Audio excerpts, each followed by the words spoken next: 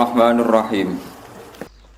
Terkait kajian akhlak atau nasihat-nasihat tentang akhlak secara bahasa atau secara linguistik dari segi kosakata, akhlak itu kata jamak. Jadi kalau orang baik secara fisik, orang Arab bilang kholqon secara fisik. Kalau secara moral, orang Arab bilang khuluq atau akhlak. Lalu urgensinya dengan kita sebagai bangsa, sebagai umat Islam, atau sebagai manusia, itu beberapa nabi, di antara pujian Allah kepada para nabi adalah karena kebaikan akhlaknya. Lalu kebaikan akhlak ini punya urgensi dalam agama jika akhlak itu benar secara hukum, secara halal haram. Ini yang jarang orang mengingatkan. Jadi misalnya begini, senyum itu sunat, itu baik gitu. Oke, kita sepakat senyum itu sunat. Tapi para penipu itu juga senyum, karena kalau tidak senyum itu tidak bisa nipu gitu. Mungkin wanita nakal ya juga senyum. Orang-orang bisnis yang bodong biasanya cara ngerayu juga pakai senyum. Maka senyum ini berstatus nilai ibadah setelah kepastian target itu halal atau dalam konteks sesuatu yang disahkan agama.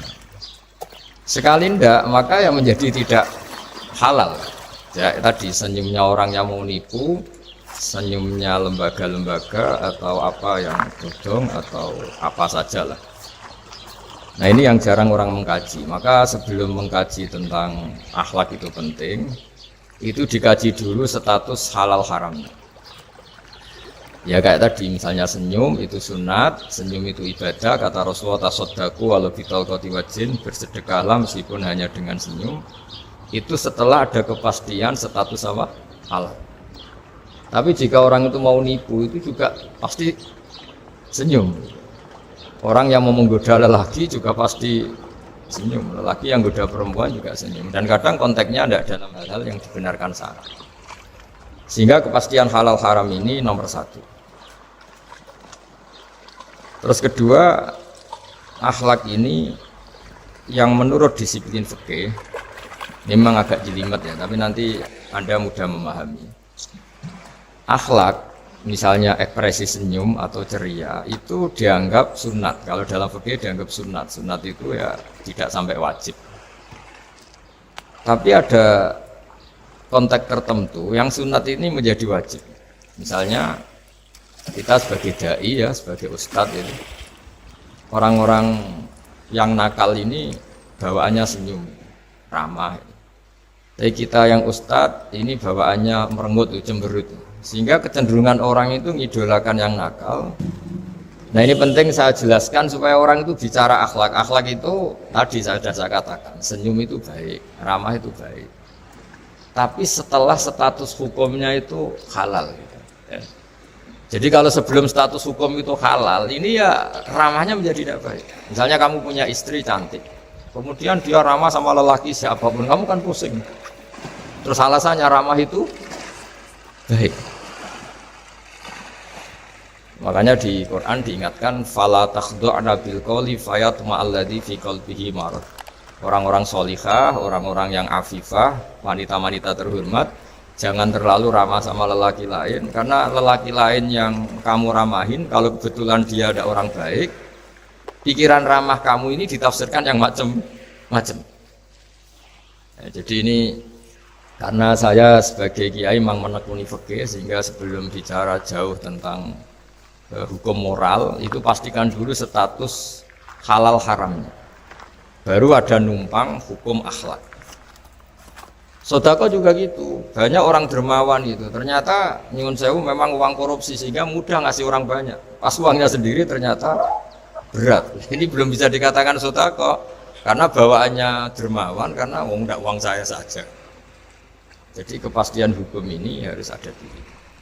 Makanya dalam Islam fikih itu nomor satu, hanya nomor satu itu ya kepastian hukum.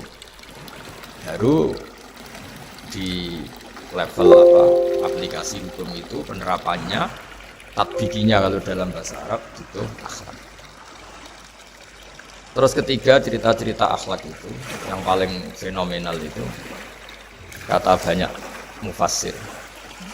Kenapa Saharatu Fir'aun? Jadi ketika duel, saya cerita sedikit. Musa ini punya banyak mukjizat. Nabi Musa ini punya banyak mukjizat. Mukjizat itu sesuatu yang luar biasa, nggak bisa dinalar oleh akal. Itu kalau orang baik disebut mukjizat, kalau orang buruk punya kemampuan ini disebut sihir. Ya, tapi sama-sama punya kekuatan yang dahsyat. Sehingga ketika Nabi Musa punya kekuatan yang dahsyat ini, yang disebut mukjizat, Fir'aun cara berpikir yang bisa mengalahkan ini hanya sihir. Dipanggillah ahli sihir yang profesional, yang top. Dan mulai dulu itu wong ya seneng duit gitu. Jadi ahli sihir yang mau datang tapi berani berapa gitu. Jadi itu sudah mulai dulu. Jadi sekunane kuno itu transaksinya itu ya harus berani berapa. Fir'aun katanya innakum idzal laminal muqarrabin. Kamu tak jamin menjadi orang dekat saya. Jadi mulai dulu kalau dukung itu ya harus dapat jatah gitu. Jadi jatah orang dekat. Nah dulu itu apa menteri atau apa tidak tahu, tapi mulai dulu ya sudah gitu. Kata Fir'aun oke. Akhirnya pertarungan itu mau dimulai. Lah uniknya ketika mau dimulai itu Saharoh ini ahli sihir yang bawaan Fir'aun tadi, sewaan nih tadi, bayaran. Itu di luar dugaan Mas Andri itu malah sopan sama Nabi Musa. Ditonton orang banyak padahal. Ditonton orang banyak karena Fir'aun tuh ingin Nabi Musa itu kalah. Musa kalau dia mati. Tapi di luar dugaan itu para ahli sihir itu entah saking wibahnya Nabi Musa itu, jenengan dulu apa saya dulu? Monggo jenengan dulu apa saya dulu? Imma antulkiyah wa imma anahnul mulkin. Monggo jenengan dulu atau kita dulu. Jadi harusnya secara teori tarung itu semakin menteror atau ada gebrakan yang mengagetkan ini kan lebih mudah mengalahkan Musa. Tapi enggak, malah Musa ditanya, wahai Musa, imma antulkiyah wa imma anahnul mulkin. Monggo jenengan dulu atau kita dulu. Nabi Musa juga membalas yang sopan. Enggak, kalian dulu saja. Nah itu kata para ahli tafsir. Barokahnya akhlak yang dilakukan Saharatu Fir'aun ini, al-qawwa fi qulubihim al-iman. Allah saat itu juga memberi iman. Jadi barokahnya sopan sama Nabi siapa? Musa. Jadi barokah akhlak paling fenomenal dalam dunia tafsir adalah ketika Saharatu Fir'aun mendapat berkahnya adab, berkahnya akhlak sampai iman. Sehingga kalau dalam khazanah-khazanah Islam, amal yang paling mudah diterima Allah itu diantaranya satu akhlak, dua sedekah. Dalam cerita-cerita kitab yang saya pelajari, sedekah juga gitu. Ada orang itu saking bejatnya, dia seorang kaya raya. Itu saking bejatnya itu cara berpikir itu menurut dia ya rasional, tapi ngawur sekali. Dia punya putri cantik, ya tentu dia yang ngerawat. Terus dia ngenangan itu, wong anakku ayu dirabi wong liya. Walhasil itu dia punya rencana menikahi anaknya sendiri. Itu kan sebejat-bejatnya orang. Dan dia cara berpikir itu begitu, memang namanya orang Majusi, tidak beragama. Tapi ketika dia, banyak ulama yang bilang namanya orang ini Bahram. Tapi siapapun namanya itu, cerita ini populer di literasi, di khazanah-khazanah atau di referensi kita. Pas malam pertama mau menggauli putrinya, ada janda sepuh itu notok pintunya ya, supaya dikasih sedekah. Itu anehnya dia itu tergerak untuk memberi. Ketika mau memberi, si janda ini berubah pikiran, saya ini muslimah kok minta orang kafir. Ya jadi minta, tapi lari ketika dikejar lah. Setelah di rumah melihat anak-anaknya itu menangis, kembali lagi minta. Setelah mau dikasih, lari lagi sampai 3 kali. Singkat cerita si Bahram ini lalu tetap ke rumahnya dan ternyata mendengar anak-anak menangis karena kelaparan. Dia tergerak hatinya, itu membawa cara Indonesia, membawa beras sendiri, membawa roti sendiri, semua keperluan itu dicukupin, dibawa sendiri, diantarkan. Dan uniknya saat itu juga dia berpikir waras langsung, nggak ingin lagi menggauli anaknya, nggak ingin lagi. Jadi barokahnya sodako itu dilakukan orang kafir, itu langsung ada berkah. Sampai saat itu dia iman, dan hebatnya ada seorang wali di era itu mimpi disuruh menghormati si Bahram ini, bahwa ini umat saya, ini hasil itu sampai diapresiasi. Nah, lagi-lagi kembali ke sodako. Jika ada orang netral, misalnya orang netral itu ya diajak baik ya mau, diajak buruk ya mau, belum punya berpendirian, juga belum punya karakter, belum punya status yang permanen, ya solehnya masih amatir, faseknya ya masih amat. Kemudian terus ada kompetisi, alam raya ini kan kompetisi. Ternyata yang tukang sedekah, yang mudah memberi itu yang fasek, yang ini pelit. Jangan-jangan kita disalahkan Allah ketika orang yang netral ini jadi orang fasik. Karena apa? Kenangannya dengan orang fasik mendapat keenaan sedekah atau servis. Kenangannya sama orang soleh tidak mendapat. Malah dikongkon terus jadi panitia pengajian, kan kesel ya. Nah, kalau dibebani terus. Sehingga di antara ciri agama ini qalilul ma'unah, agama ini harus berbiaya murah. Itu hal-hal yang harus kita perhatikan. Nah, kecuali ini sudah orang yang punya karakter, memang sudah orang soleh, memang bawaannya ingin mendukung yang kanan, yang ahlul yamin, ya, hanya suka kebaikan. Ini kan kita bicara orang yang belum punya karakter. Kalau yang soleh kan karuan, dirayu yang ini sudah ada mau, meskipun yang ini ngel-ngelo terus tetap nggak masalah yang kanan ya. Nah, ketika kita ngelola anak Mas Andri ini, Mas Dwi ya, ini karena yang ada jadi saya pakai contoh. Saya punya kenangan dalam hal ini itu sangat miris. Ada orang sepuh soleh, cerita anaknya itu sekarang kerja di Jakarta tidak soleh, padahal itu ya orang soleh, orang. Dan dia kenapa datang ke saya? Karena minta maaf dulu pernah dengan tanda kutip pernah menyalahkan bapak saya, menyalahkan kiai-kiai yang lunak. Bapak saya dulu ya di dalam ada TV, ada sepeda motor, ya umumnya orang. Ternyata kasusnya itu sederhana Mas Andri. Anaknya kiai ini, orang soleh, itu karena saking ketatnya itu di rumah nggak ada TV, juga nggak ada motor.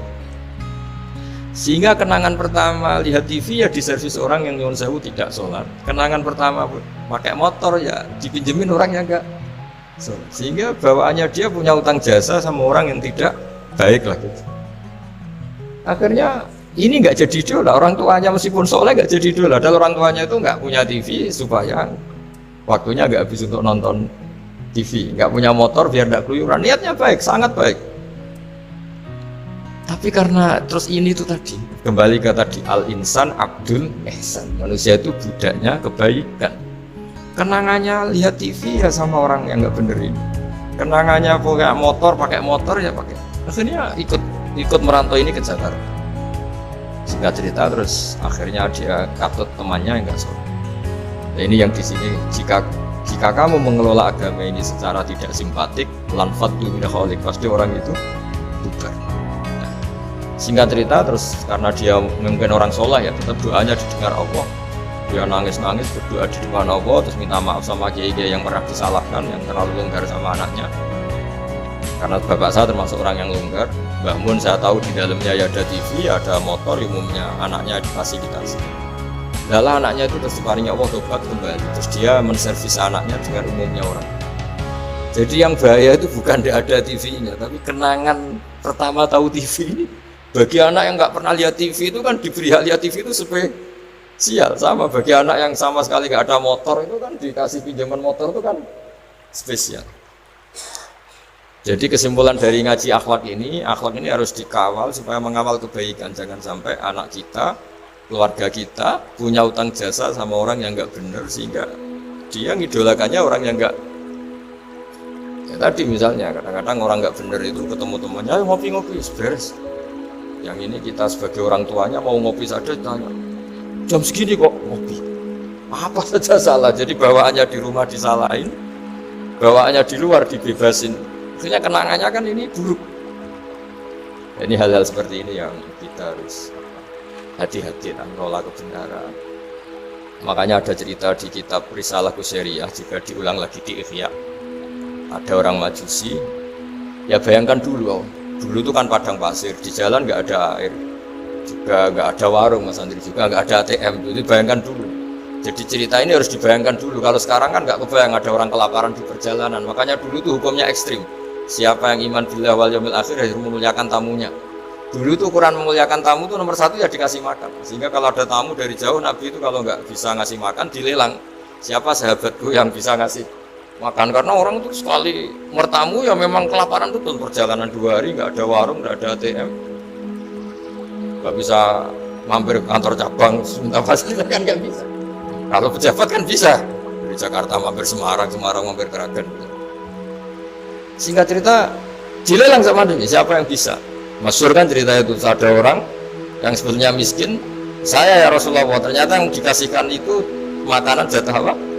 Anaknya, kan masyhur cerita itu. Terus kata dia pulang, terus lampunya pura-pura dimatikan, terus anaknya disuruh menidurkan, terus dia pura-pura nemani makan, padahal hakikatnya yang makan hanya tamunya. Saat itu juga Allah menurunkan wahyu kepada Rasulullah SAW. Allah memuji perilaku sahabat ini karena bisa ngasih makan. Jadi dulu itu yang namanya tamu itu kalau nggak dihormati taruhannya nggak iman, karena nasibnya sampai seperti ini karena dulu seperti itu. Nah, kembali lagi ke cerita tadi. Tamu apa makanan atau tamu atau apa saja lah. Itu servis sosial ini nomor 1. Kalau enggak, seorang lagi ya, kalau enggak itu ya orang terus nggak simpati. Sehingga karena taruhannya seperti itu sampai Allah lewat apa binaan kekasihnya, maka yu'minu billahi wal yaumil akhir falyukrim dhaif. Sehingga tidak suatu saat Nabi Ibrahim itu punya tamu, orangnya Majusi. Majusi itu tidak mukmin. Majusi itu lebih buruk ketimbang Yahudi, lebih buruk ketimbang Nasrani karena ada ahli kitab sama sekali. Kalau di Quran kan dibedakan, ada kafir ahli kitab yang masih percaya Tuhan, yaitu Yahudi Nasrani, ada yang sama sekali sudah tidak percaya. Itu Majusi, tidak punya kitab. Orang Majusi datang ke Nabi Ibrahim karena beliau terkenal Abu Duyuf, bapak dari segala tamu. Beliau itu nggak mau makan kecuali bareng tamu, bareng anak yatim, saking solehnya Nabi Ibrahim. Saya ulang lagi, bayangkan dulu, memang makan itu luar biasa. Sekarang kan biasa karena tamu sudah makan dulu di warung, nginepnya di hotel, malah kadang disuguhi udah mati makan karena nggak selera, ribet malah tamu sekarang. Malah komplain bila perlu ribet. Nabi Ibrahim tuh ketika orang itu kelaparan, ya Ibrahim karena dia nggak mukmin ya, manggilnya jangkar. Tolong hari ini saya kasih makan. Tidak, hatta tu'mina, sehingga kamu iman. Singkat cerita orang ini frustasi karena ini tokoh. Nabi Ibrahim itu tokoh besar Muslim ya tentu. Akhirnya dia putus asa. Putus asa terus sudah walla itu sudah balik kanan, sudah melunyur saja meninggalkan Ibrahim karena sudah putus asa lah. Saya Majusi, dia Nabi, dia tokoh Islam, pasti tidak ngasih makan. Apa yang terjadi? Saat itu juga Allah, karena beliau Nabi, bisa komunikasi dengan Allah, dapat wahyu. Lihat orang itu umur berapa? 70 kira-kira gitu, atau 60. Kata Allah, orang itu baru ini loh kelaparan gitu. Dan baru ini juga minta kamu kan? Iya. Dan kemarin-kemarin tidak pernah kelaparan ya, baru ini ya. Kata Allah, saya yang Tuhan saja ngasih makan dia padahal tidak iman sama saya 60 tahun. Kamu diminta untuk 1 hari saja kok mensyaratkan apa? Iman. Udah panggil saja supaya makan di kamu. Salah saya panggil akhirnya sama Nabi Ibrahim dikejar. Udah, ayo makan ke saya. Ya gimana? Ya udah, tidak usah syarat iman, pokoknya makan saja. Nah, sudah si makan sama Nabi Ibrahim di servis, tanya orang itu, kok kamu mendadak baik tadi sini sih? Itu ya, ditegur Allah, saya salah katanya. Loh, Allah yang Tuhan itu, menurut kamu Tuhan itu betul negur kamu? Iya. Dia nangis. Ternyata Tuhanmu itu Tuhan betul ya. Saya yang Majusi aja diperhatikan gitu. Bahkan menyalahkan kekasihnya kamu. Ya saya mau iman saja kan.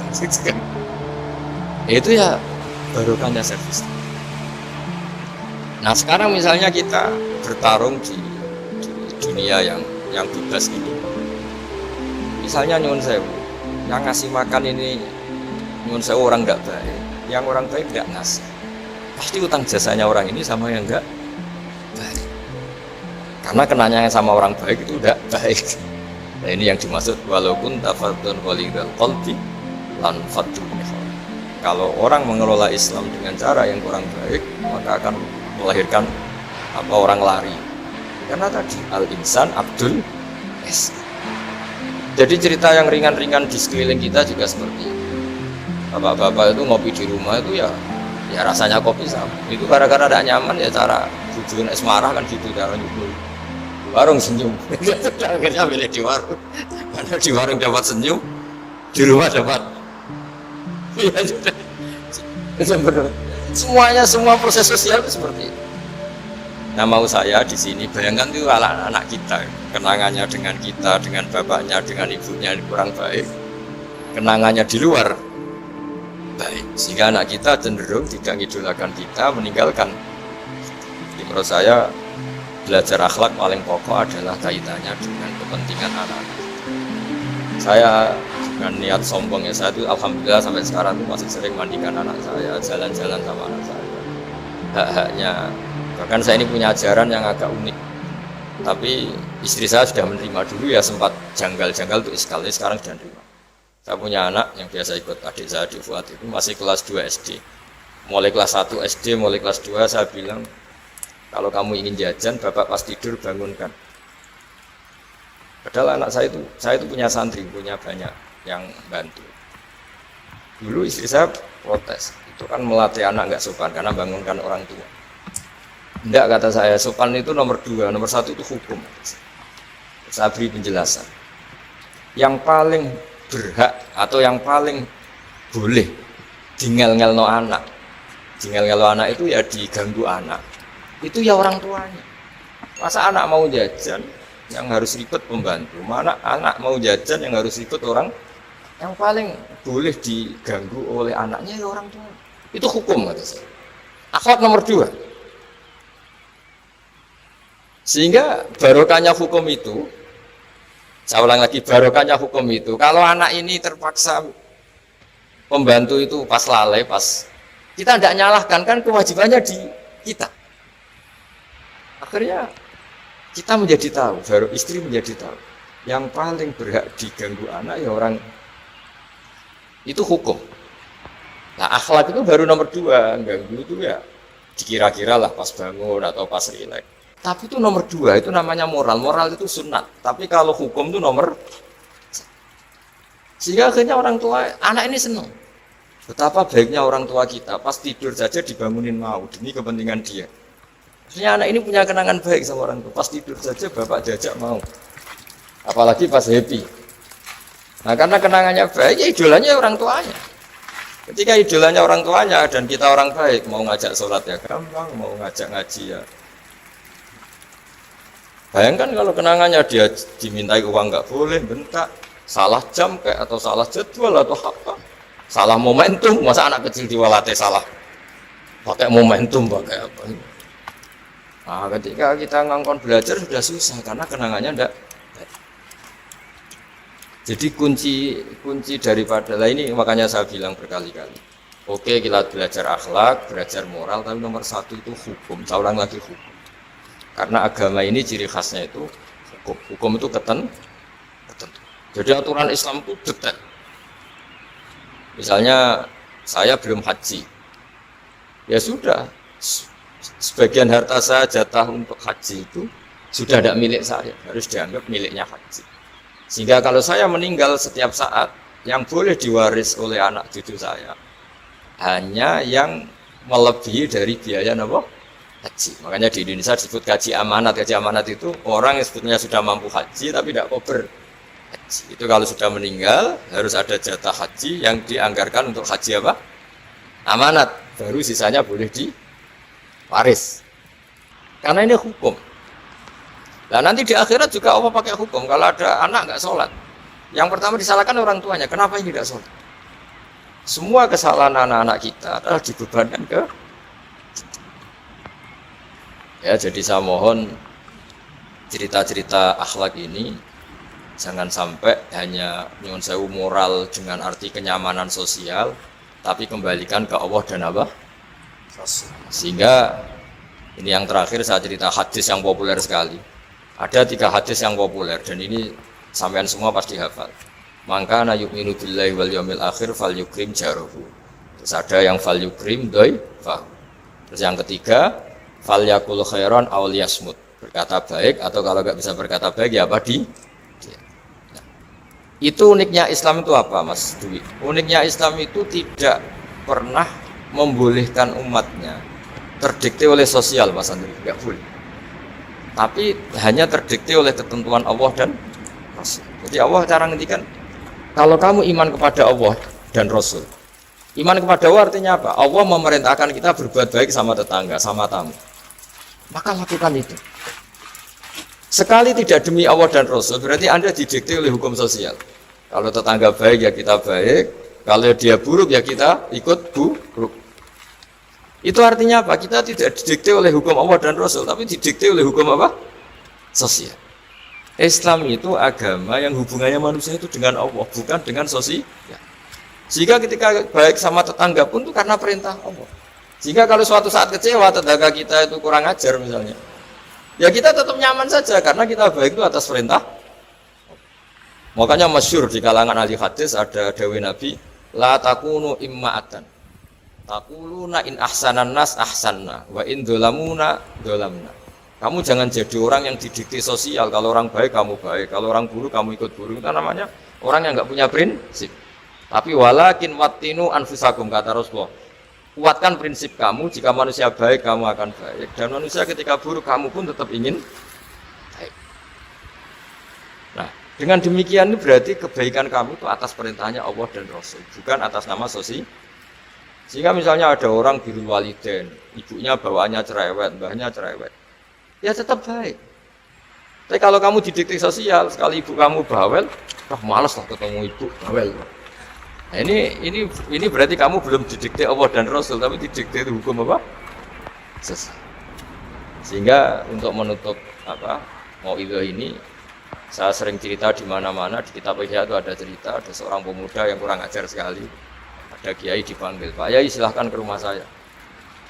Ya kira-kira cara sekarang mungkin 500 meter datang. Setelah sampai depan rumahnya, sudah Pak Yai saya tidak punya kebutuhan sama kamu. Itu kiainya senyum, rileks. Setelah sampai rumahnya dipanggil lagi, Pak Yai mohon ke rumah saya. Kiainya ke situ lagi asik. Terus setelah sampai rumahnya pemuda tadi, sudah pulang aja saya tidak butuh kamu. Sampai 3 kali. Dan kiainya tuh asik, ceria gitu. Pemuda itu kagetnya bukan main. Kenapa Pak Kiai tidak tersinggung, malah senyum-senyum? Jong kata orang Jawa ini. Ini cerita di Ihya. Saya tuh senang sekali nuruti perintah Allah. Allah menghentikan, saya disuruh hormat tetangga. Lah kamu tetangga saya. Dan saya alhamdulillah bisa nuruti karep kamu. Disuruh ke kamu, saya ke kamu. Dan sekarang karep kamu saya pulang, ya saya pulang. Syukur sekali hari ini saya bisa nuruti perintah Allah sampai 3. Nangis pemuda itu. Loh, kalau kamu kan mau tampar, ini kan pelecehan. Orang kurang ajar betul, kiai digambar. Tapi wali-wali itu nggak berpikirannya tidak seperti itu. Kalau kamu tidak wali ya memang aneh pikiran itu, tapi yang benar ya itu. Nah, jadi lewat ngaji ini saya mohon semua teman-teman yang di BI maupun seluruh kita, akhlak itu nomor 1. Dengan makna tapi setelah kepastian hukum. Setelah kepastian hukum. Jadi misalnya senyum itu sunat karena kita merayu mitra bisnis untuk bisnis yang halal.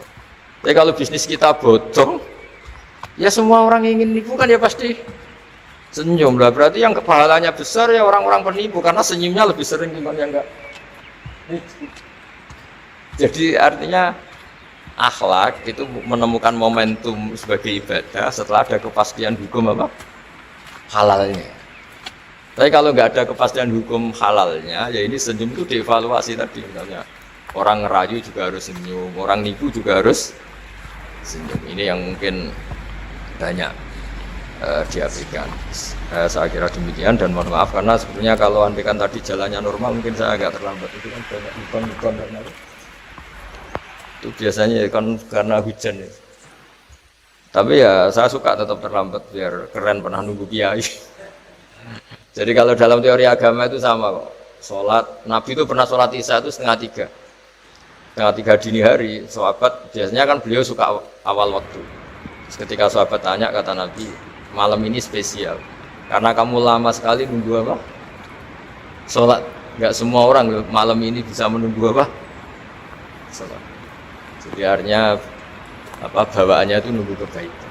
Jadi di antara trik atau resep husnul khotimah, ya ini sebagai penutup ngaji, resep husnul khotimah itu Inna Allaha ta'ala yubahi malaikatahu, Allah membanggakan kita, yubahi bikum malaikatahu, Allah bangga dengan kita. Diantaranya apa Mas Andri? Umatnya Rasulullah SAW itu kalau habis subuh ditanya, ngapain kamu hidup nunggu sholat duhur? Ngapain kamu hidup setelah sholat duhur nunggu sholat asar? Sehingga kita ini menunaikan fardu yang diwajibkan Allah dan menunggu datangnya fardu yang lain. Jadi orientasi kita fahijratuhu ilallah wa rasul. Tapi kalau kita orientasinya mapan, kenapa kamu hidup? Sama mati setelah mapan, sama mati setelah jabat. Ini kan berarti perjalanan kamu ilat dunia, orientasi kamu dunia. Famangkara hijratu ilat dunia, awimroatin yang kihuwa, hijratu ila ma hajaro ilaih. Tapi kalau kamu niatnya, kenapa kamu berani hidup? Supaya bisa sholat, supaya bisa ibadah. Berarti perjalanan kamu hanya menuju Allah dan jadi, sehingga diantara alamat husnul khotimah adalah orang setiap sudah melakukan satu kebaikan berani hidup karena berharap bisa melakukan kebaikan yang lain. Jadi dari satu kebaikan rutenya menuju kebaikan yang lain. Ya, saya kira demikian dan mohon maaf. Assalamualaikum warahmatullahi wabarakatuh.